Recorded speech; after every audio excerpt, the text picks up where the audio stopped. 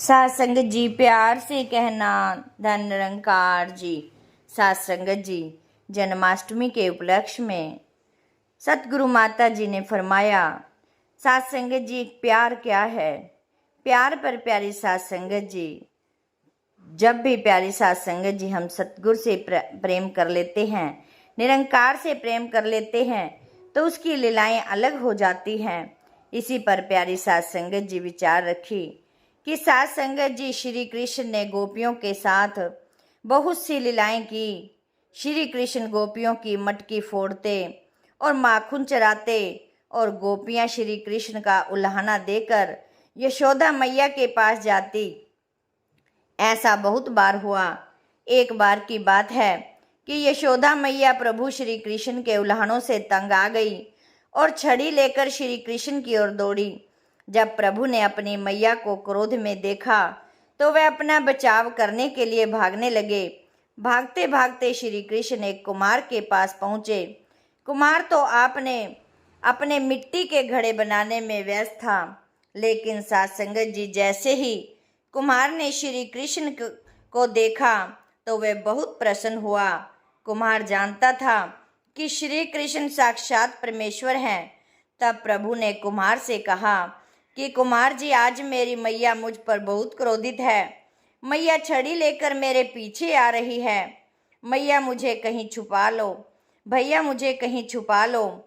तब सात संगत जी कुम्हार ने श्री कृष्ण को एक बड़े से मटके के नीचे छुपा दिया। कुछ ही क्षणों में मैया यशोदा भी वहां आ गई और कुम्हार से पूछने लगी, क्यों रे कुम्हार, तूने मेरे कन्हैया को कहीं देखा है क्या? कुम्हार ने कहा, नहीं मैया, मैंने कन्हैया को कहीं नहीं देखा। श्री कृष्ण ये सब बातें बड़े से घड़े के नीचे छुपकर सब कुछ सुन रहे थे। मैया तो वहां से चली गई। अब सात संगत जी प्रभु श्री कृष्ण कुमार से कहते हैं कि कुमार जी, यदि मैया चली गई हो तो मुझे इस घड़े से बाहर निकालो। सात संगत जी कुमार बोला, ऐसे नहीं प्रभु जी, पहले मुझे 84 लाख योनियों के बंधन से मुक्त करने का वचन दो। भगवान मुस्कुराए और कहा, ठीक है, मैं तुम्हें 84 लाख योनियों से मुक्त करने का वचन देता हूँ। अब तो मुझे बाहर निकाल दो।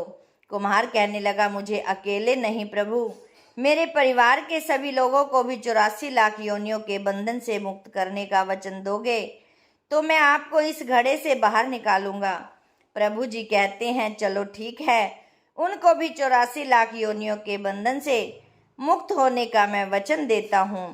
सात संगत जी, उन्होंने कहा, अब तो मुझे घड़े से बाहर निकाल दो।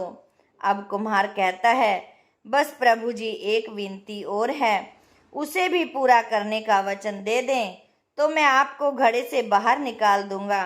सात संगत जी भगवान बोले, वो भी बता दे, क्या कहना चाहते हो?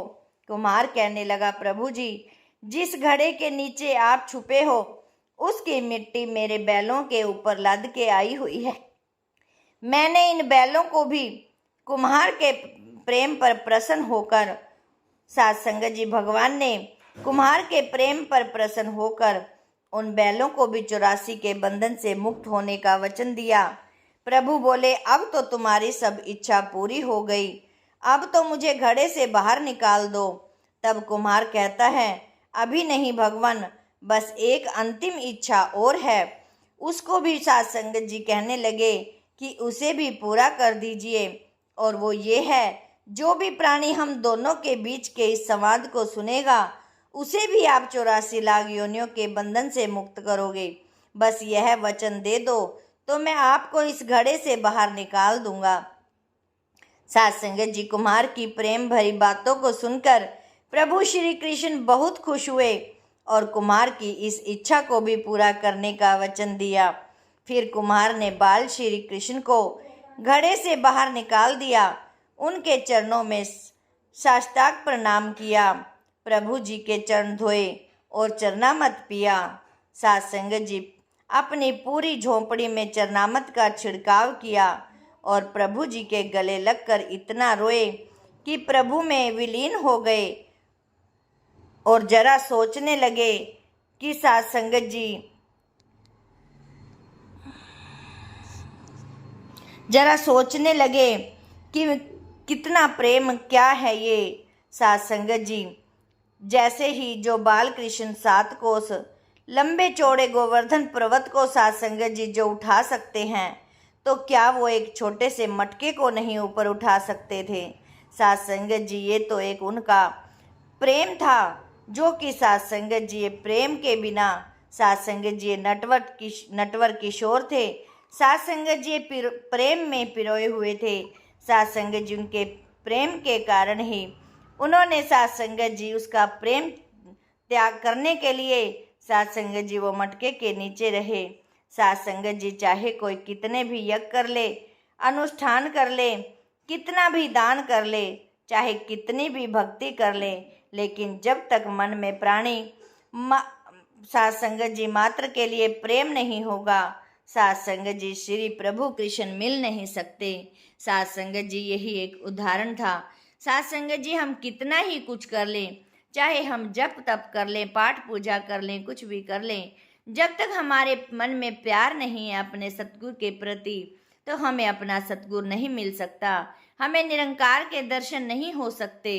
साथ संगत जी ये प्रेम पर ही एक विचार रखी। साथ संगत जी सतगुरु माँ तो आज के युग में यही साथ संगत जी हर जगह हर कोने पर जा जाकर भी साथ संगत जी यही फरमा रही हैं कि हमें साथ संगत जी सतगुरु बाबा को बाबा जी के साथ संगत जी जो भी सपने थे, जो भी प्यारी साथ संगत जी उनकी उम्मीद थी सत्संग से, तो वो हमें साथ संगत जी पूर्ण करनी है।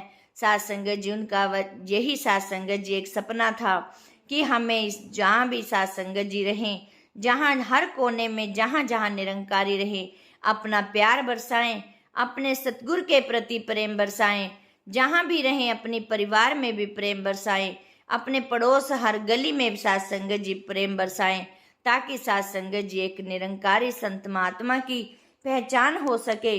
तभी प्यारी साथ संगत जी वो एक निरंकारी बन सकता है। साथ संगत जी जब दूर से कोई महात्मा जाते हैं, तो साथ संगत जी उनके चाल ढाल हाव भाव से ही पता चल जाना चाहिए कि ये संसारी महात्मा निरंकारी महात्मा जा रहे हैं। तभी प्यारी साथ संगत जी सतगुरु माँ की सिखलाई पूर्ण हो सकती है। साथ संगत जी दासी को भी यही सुमत दो, बख्शिश दो प्यारी साथ संगत जी, दासी के भी बोल ना रह जाएं। दासी भी साथ संगत जी हर हुक्म के मुताबिक चल पाए, हर वचन को मान पाए, और साथ संगत जी अपने घर परिवार में भी प्यार बांट पाए, और साथ संगत जी दासी भी बोल ना रह जाएं।